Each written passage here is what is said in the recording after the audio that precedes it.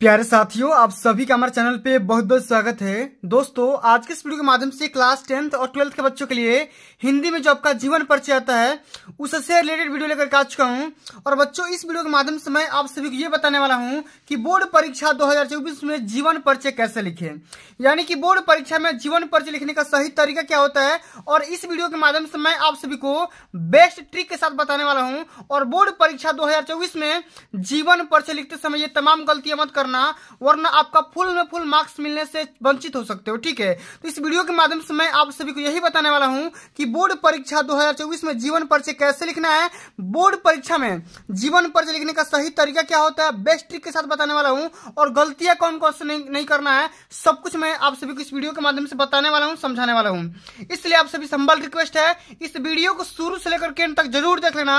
Video को like कर देना, शेयर कर देना, अगर चैनल पर नए हो सब्सक्राइब कर देना। ठीक है, और दोस्तों, इस वीडियो के माध्यम से मैं आप सभी को डॉक्टर भगवत शरण उपाध्याय का जीवन परिचय बताने वाला हूं। और बोर्ड के पेपर में आप सभी से तीन पूछता है। ठीक है, 3 लेखक का पूछेगा और 3 कवि का पूछेगा, और 3 में से किसी एक को करना होता है। और बोर्ड के पेपर में 5 नंबर का लेखक का और 5 नंबर का कवि का आएगा, यानी कि दोनों को मिलाकर के 10 नंबर का ये टॉपिक बोर्ड के पेपर में पूछा जाता है। ठीक है, और बोर्ड के पेपर में जो आता है ना दोस्तों, सबसे पहले आपको जीवन परिचय लिखना ही होता है, साथ में उनका एक रचना का नाम लिखना होता है। ठीक है, तो वो भी मैं आप सभी को इस वीडियो के माध्यम से बताने वाला हूं, समझाने वाला हूं।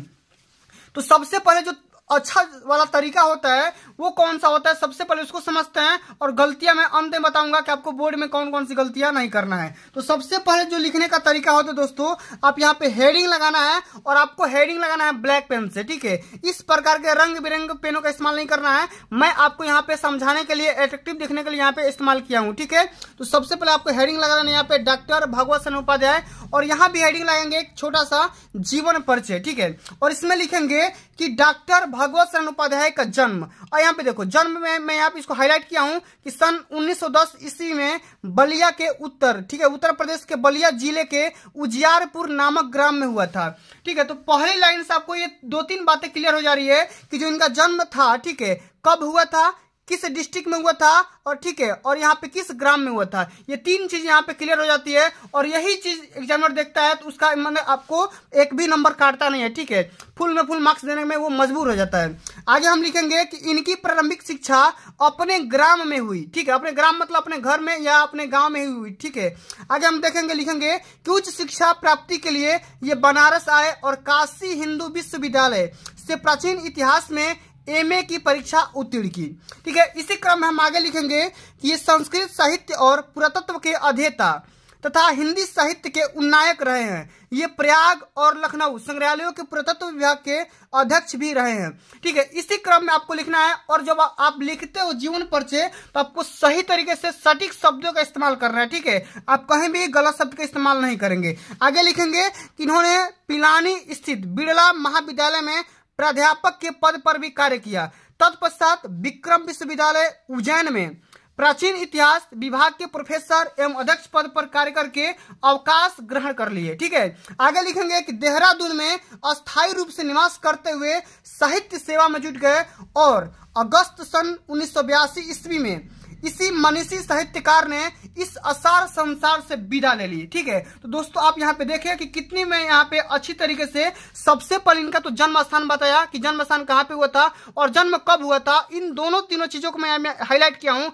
आप भी चाहते हो तो अच्छा नंबर अचीव करना, इस दोनों चीजों को आप ब्लैक पेन से हाईलाइट कर सकते हो। और अंत में यहाँ पे इनका जो मृत्यु का स्थान है और मृत्यु का जो डेट है, इसको भी आप हाईलाइट दोनों चीज कर सकते हो। ठीक है, और अंत में आपसे पूछता है रचना का नाम लिखने के लिए, रचना एक ही रचना का नाम पूछता है। एक रचना लिखने के लिए आपको यहाँ पे 2 नंबर मिलेंगे। ठीक है, 3 नंबर तो मिलेगा जीवन परिचय पे और 2 नंबर मिलता है रचना लिखने पे। ठीक है, तो मैं यहाँ पे इनकी मेन जो रचना है उनका यहाँ पे नाम लिख दिया हूँ। जैसे इनकी कुछ प्रमुख रचनाएं निम्नलिखित है। ठीक है, जैसे यहाँ पे लिखा गया है कि विश्व साहित्य की रूपरेखा, साहित्य और कला, खून के छींटे। ये बोर्ड के पेपर में पूछा भी जाता है कि खून के छींटे के रचनाकार कौन है, तो हेडिंग लगाओगे यहाँ पे क्या बताओगे, डॉक्टर भगवत शरण उपाध्याय। ठीक है, इतिहास के पन्नों पर, सागर की लहरों पर, या ठूठा आम। ठीक है, इनकी फेमस रचना का नाम है। अगर आपका ये बोर्ड के पेपर ये टॉपिक से क्वेश्चन आता है या ये आपके जीवन परिचय में आता है तो आपको किसी एक ही के बारे में लिखना होता है। ठीक है, तो मैं यहाँ पे 2-4 बातें यहाँ पे बता दिया एक्स्ट्रा में। आप 1 लिखोगे या 2 लिखोगे तो कोई दिक्कत की बात यहाँ पे नहीं होगी।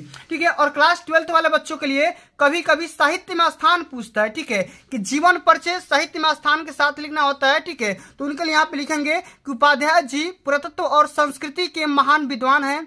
उन्होंने अपने गंभीर और सूक्ष्म अध्ययन को अपनी रचनाओं में साकार रूप प्रदान किया हुआ है, ठीक है। वे हिंदी के पुरातत्वविद, भारतीय संस्कृति के अध्येता, रेखा चित्रकार और महान शैलीकार थे। विदेशों में दिए गए उनके व्याख्यान हिंदी साहित्य की अमूल्य धरोहर है।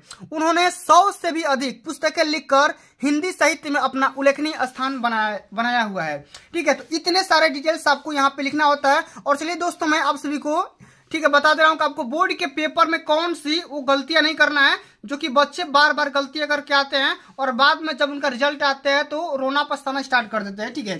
तो सबसे पहले आप सभी को जीवन परिचय लिखने से पहले, ठीक है, आपको बढ़िया तरीके से यहाँ पे हेडिंग लगाना है और हेडिंग आपको ब्लैक पेन से ही लगाना है, ठीक है। आपको रेड पेन या ग्रीन पेन का इस्तेमाल नहीं करना है, ठीक है। इस तरीके से एग्जामिनर आपका भड़क जाएगा, ठीक है। आपको बोर्ड के पेपर में ब्लू और ब्लैक पेन, दो ही पेन का इस्तेमाल करना है, ठीक है, यही अलाउ है, ठीक है। और जीवन परिचय लिखते समय यहाँ पे सबसे पहले ये गलती नहीं करना है, इनका जन्म स्थान जरूर लिखना है और जन्म का डेट भी लिखना है, ठीक है। ऐसा नहीं है कि आप कहानी बनाकर कुछ भी लिख दोगे आपका नंबर मिल जाएगा, ऐसा बिल्कुल भी नहीं है, ठीक है। सबसे पहले क्या करना है, इनका जन्म का यहाँ पे डेट भी लिखना है और जन्म स्थान भी लिखना है। और अंत में यहाँ पे बीच में बातें बना करके लिख सकते हो, कोई दिक्कत की बात नहीं है। ये 2-3 बातें सही होनी चाहिए, इनका मृत्यु कहाँ पे हुआ था और मृत्यु का डेट यहाँ पे क्या हुआ था, ठीक है। ये दोनों चीज सही होनी चाहिए। और अंत में रचना का नाम फिक्स इनका ही होना चाहिए, किसी और रचनाकार की या लेखक का आपको यहाँ पे रचना का नाम नहीं लिखना है, ठीक है, इनका ही लिखना है, वरना नंबर आपके कट जाएंगे, ठीक है। तो दोस्तों आज के लिए बस इतना ही। अगर ये वीडियो आप सभी को अच्छी लगी होगी, हेल्पफुल लगी होगी, तो वीडियो को लाइक कर देना, शेयर कर देना, अगर चैनल पे नए हो सब्सक्राइब कर देना। जल्दी मिलते हैं अगली वीडियो में, तब तक के लिए जय हिंद, जय भारत, वंदे मातरम।